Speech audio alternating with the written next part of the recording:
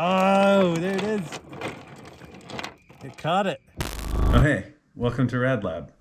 So I've had a long-standing love of computer modeling and ballistics, and I thought it'd be kind of cool today to combine the two. So what I want to do today is create a simulation of a bullet hitting a target, run that simulation in a computer, and with that same setup, recreate that in real life and see how well the two match. And because we have to do a computer simulation, that means we need computer models. So let's hop in the CAD and bust out a couple models.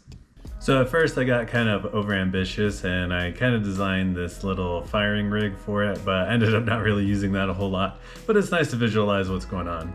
So in the actual firing test, I think I'm going to use a aluminum tube to hold the targets. So I'm just going to model that up a little bit just so I know the dimensions of everything.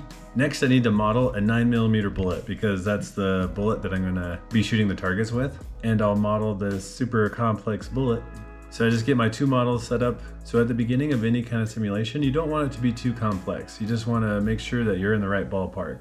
So for this instance, I've made one target and one bullet. And once we know that we're in the right ballpark, we'll add additional targets until the bullet can't go through them anymore. And then we'll know how many targets it takes to stop a bullet. So here I'm in the dynamic simulation workspace of Fusion 360, and I'm adding an initial velocity. Basically, all I'm doing is I'm telling the simulation, hey, this bullet is traveling this fast at the beginning of the simulation, and just go with it.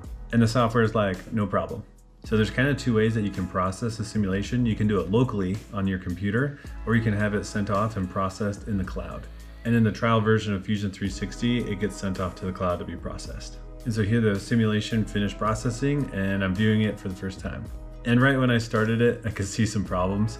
You can see the bullet immediately deforms, which is not really what happens in real life, right? So when you fire a bullet, it doesn't immediately smash up. It retains most of its shape as it goes out of the barrel. So right then I knew something was kind of off. The next weird thing that kind of happened is when the bullet hit the target, a bunch of this blue stuff shot out all over the place, like Anna and Elsa processed it, and that's not good. So I had to mess around with some parameters and dial it in a little bit. I think the problem with the ice crystal target we got going on here is I put full support in the back of the target. And so when the bullet was deforming and going through the target, it just kind of freaked out and squirted a bunch of the model all over the place, which isn't quite what you would expect when a bullet hits the target, right? So it needed a little bit of dialing in. On my next couple of attempts, it got a lot closer to what I was expecting. But I still had a little bit of trouble with the bullet just kind of flattening out as soon as it started the simulation.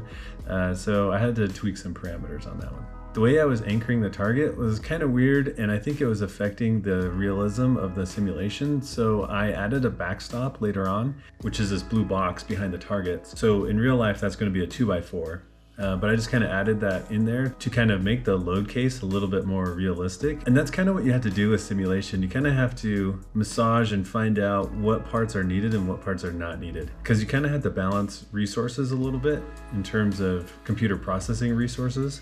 And so for part of this, I was really just kind of exploring the best way to set up this particular simulations. And that was actually pretty cool. I like doing that. Here I changed some of the fundamental properties of the target. I changed it from non-linear to linear. The simulation has problems processing the material at high elongation. And so when the bullet hits it, it just bounces off like it's a piece of rubber, which is completely not realistic. So later on, I started to dial it in a little bit more, and I felt confident adding more targets to kind of increase the thickness, and so we could kind of figure out how many targets that bullet would go through. Okay, I'm gonna have to pause right here because there's some totally cool stuff going on in the background that we have to talk about. If you notice on the simulation, there's all these lines going all over the place. So what happens in FEA is the model is broken down into a bunch of points called nodes. That's kind of the intersection of all those little lines. These nodes and lines are collectively known as a mesh. Meshes can have different densities. These densities have a strong influence over how accurate your analysis will be. Now I know what you're thinking. You're thinking, Shane, if a higher density mesh is more accurate, why doesn't everybody just get gacked on high density meshes all the time? Well, I'll tell you why. Processing power limitations. High density meshes take a lot of processing power. Now I know that some of you might not be computer people, so I'll give you an analogy. Imagine you're doing some math, right? And you're doing a partial differential equation. And you're just starting to carry the one, and then your math book explodes. That's basically what happens when you have a high density mesh. Meshes can be so dense and simulations can be so complex that they take days or even weeks for a computer to solve. And this may be the case for aerospace or vehicle assemblies, which have a need for that high level of fidelity or accuracy. These simulations will typically be crunched out on high-end engineering computers or supercomputers. So there's kind of like an art and a science to be able to achieve a balance of making your meshes dense enough that you can get the information that you need out of them, and low density enough so that the computer that you're using can process that simulation in a reasonable amount of time. So in the senior year of my undergrad, I was on an engineering team that competed in the Mini Baja. It's this intercollegiate competition where a bunch of colleges from around the world build these hardcore off-road go-karts and then race them Mario Kart style around motorcycle tracks. It's awesome.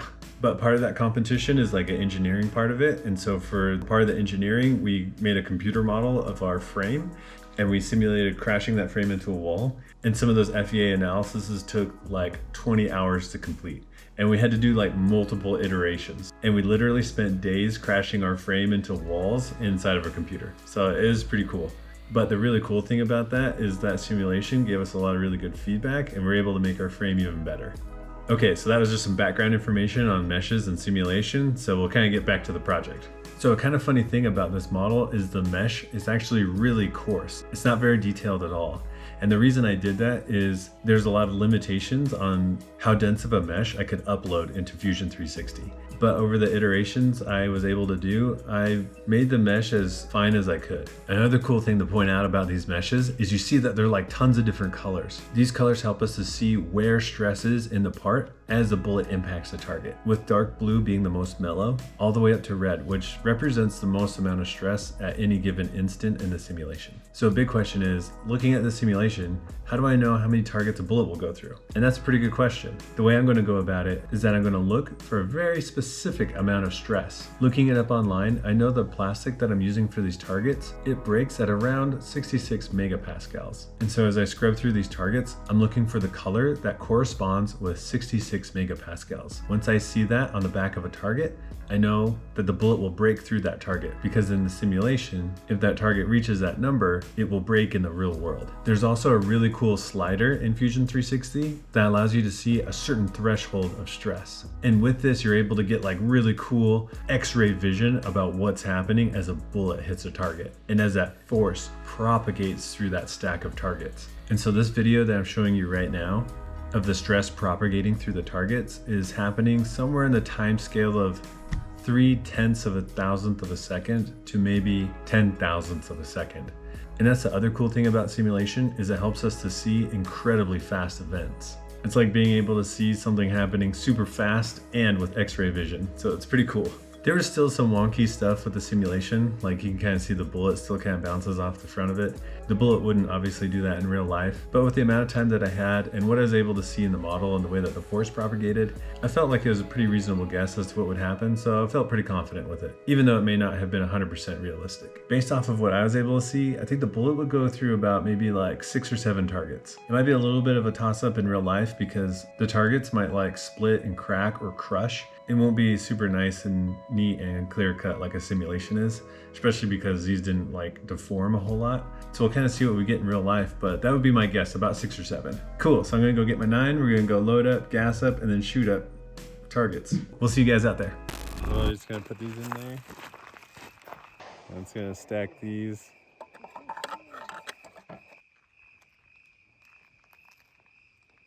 So these are the 3D printed targets I made to test the simulation in real life. They are 3D printed out of PETG with 100% infill.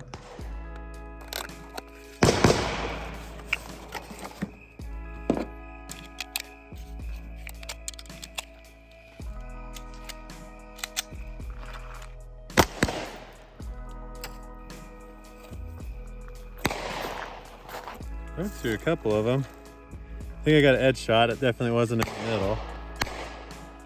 So it's definitely in the, I think it was high left maybe. You can see the bullets up there. So it definitely didn't catch it in the middle, but it went through, yeah, it went through 6, or at least it broke 6. And then there's like, one of them had the faintest little bit of a, like that way.